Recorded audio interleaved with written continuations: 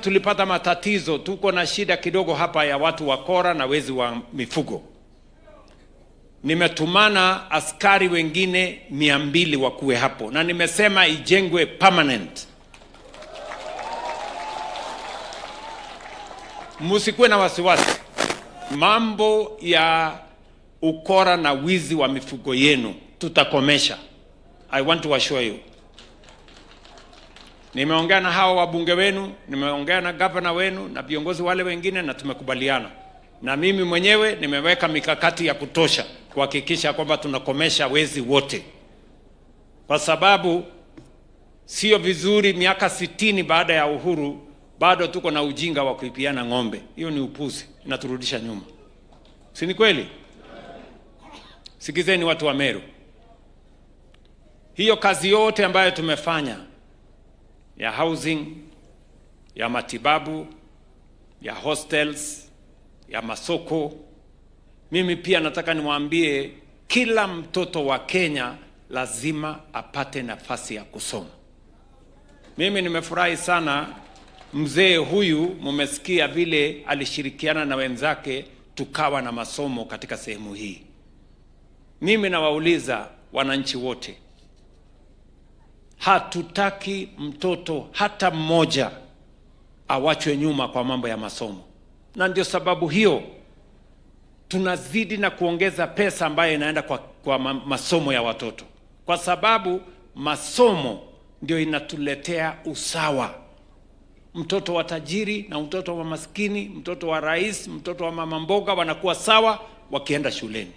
That is how we create equity and equality. Na ndio sababu hiyo mimi na hao wabunge nilipendekeza ya kwamba tuongeze budget ya kwenda kwa masomo ya watoto wetu. Tumeongeza, ilikuwa bilioni 500 2022.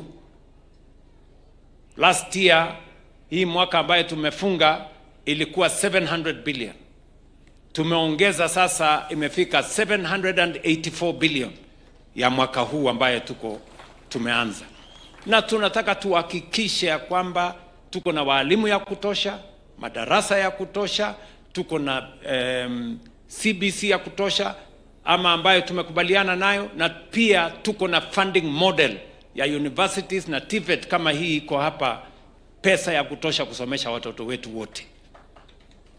That is my commitment. Tumeajiri walimu 1,100 kwa miaka 3.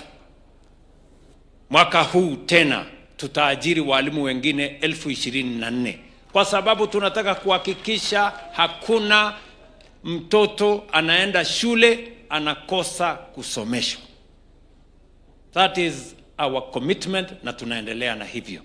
Kwa hivyo nyinyi watu wa Meru, mnasema tuendelee na hiyo kazi ya kusongesha maendeleo mbele. Tujenge barabara. Hata hii ya Kaelo kwenda mpaka Kina tujenge. Tujenge mambo ya masoko. Tupange mambo ya hostels. Tusimamie kilimo sawa sawa. Tusimamie matibabu sawa sawa. Tuhakikisha kwamba watoto wetu wanasoma. Tuendelee ama tuendelee?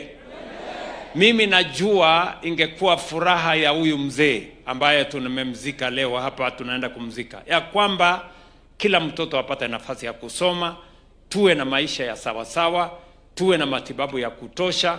Na ndio sababu hiyo mbunge wenu ambaye ni kijana wa familia hii amenieleza kwamba hii shule yetu ya Ngiriana ama inaitwa nini? Hii Ngiriana hii ati iko matatizo hapo kidogo. Kwa sababu nimesimama hapa leo, wewe bwana Taitumo, nitakupatia milioni 10 ya kujenga madarasa. Jenga madarasa vizuri kwa hiyo shule, my friend. Si ndio? Nitafutia account yako ya shule, alafu nitafanya hivyo. Na wakati hiyo ingine nitakuja hapa, nitakuja kuangalia. Si namna hiyo?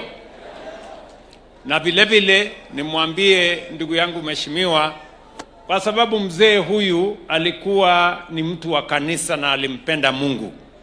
Na mnasikia alikuwa anafika kanisani mapema. Sio mtu wa kuchelewa. Mimi nimechelewa kidogo leo kwa sababu ya mambo ya anga. Kawaida nilikuwa tayari kuja hapa saa 3, lakini anga ilinisumbua kidogo. Na nilikuwa mtu wa mapema kanisani. hiyo kanisa ambaye huyu mbunge